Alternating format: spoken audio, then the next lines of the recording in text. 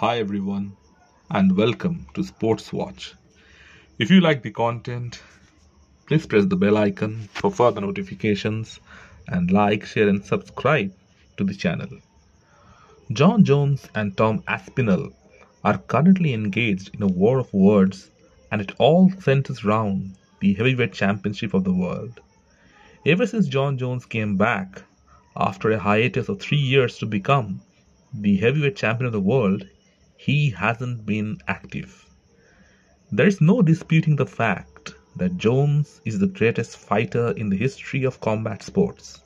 But in terms of activity, in the last few years, he hasn't been the most active fighter. He has had 2 fights in 4 years. Despite all his greatness, Jones did wait around a lot before eventually getting into heavyweight, which was his natural weight class. One of the many reasons that the Francis Ngannou fight never took place was because Jon Jones took 3 years to put on weight. So when Francis vacated the title, Jon won the vacant title by defeating Cyril Gane. And after beating Cyril Gane, his legacy of becoming the two-division champion was basically complete. But in order to make the title win legitimate, he had to defend the title.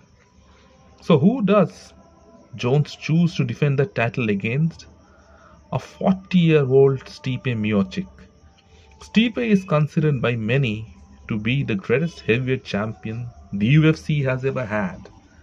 But like Jones, he hasn't been active at all. His last fight was at UFC 260 against Francis Ngannou, which was almost 3 years ago. Stipe got knocked out in a devastating fashion and hasn't competed since. However, the trilogy with Francis was still open.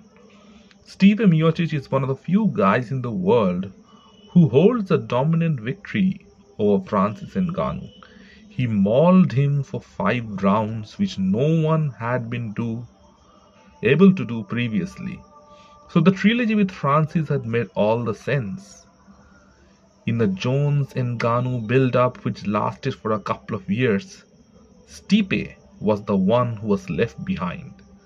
As a result, Jones versus Ngannou didn't happen, neither did Stipe versus Francis trilogy.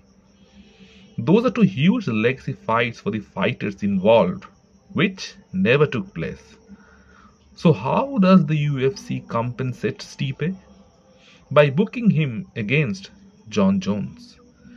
Stipe beat Francis, something that Jones wasn't able to do. So a win against Stipe would look great for Jon's resume. Plus, Francis was the lineal champ of the world. Jon won a vacant title. He had earlier criticized DC when he was the light heavyweight champion in Jon's absence. To be the man, you have to beat the man. Unfortunately for Jones, that man Francis Ngannou is no longer with the UFC. So Stipe Miocic is the next best option, and beating him would give him legitimacy. But Stipe, the great champion that he is 41 years old right now, and in his age, inactivity plays a huge part. So most MMA fans aren't quite sure about how that fight looks. And Jon Jones got injured and required surgery, and it pushed the fight back by a year. In the meantime, the UFC made an interim title match between Tom Aspinall and Sergey Pavlovich. Aspinall knocked out Pavlovich in a round to become the interim heavyweight champion of the world. Now the interim champ is usually in line for the title next. It would have worked out perfectly hadn't Jones got injured. Now that he has had surgery, his comeback has got delayed by a year. Interestingly, it's still Stipe versus Jones for the title, and it has not gone down well with Tom Aspinall. Tom is a young and hungry lion who feels deserving to face Jon Jones. Another year wait means he's left high and dry. He is willing to fight both Stipe and Jon, but they simply aren't willing to fight him. So Jones and Stipe were being hit upon as social media by Tom Aspinall. The UFC have created a mess by making the interim title. Had it been the number one contender fight, then still Aspinall could have been booked for another fight. But now both Stipe and Jon are locked into fighting each other.